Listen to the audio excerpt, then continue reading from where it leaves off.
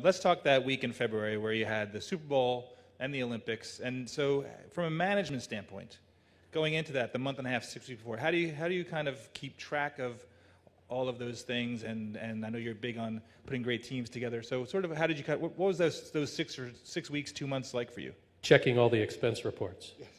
We have, listen, we are all fortunate. We work in a place where we're able to move people. In that video, trying to capture some of the fan excitement around the events that we're part of. I mean, I think we're all fortunate to be doing something like that actually motivates, moves, and brings out that emotion in people.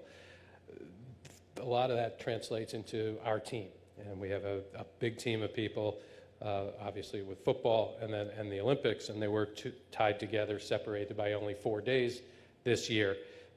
Throw in, it's on a different scale, but 7 days before the Super Bowl, we had the NHL All-Star Weekend, so we were a traveling circus for a long period of time.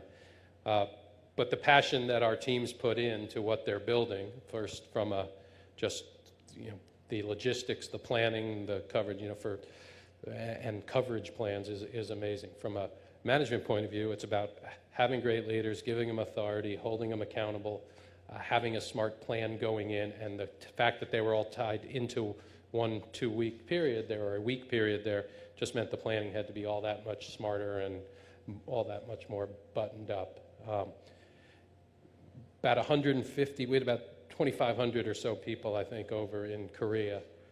So that was a lot. About 150 of us worked through the Super Bowl and left right after the Super Bowl to go straight to Korea.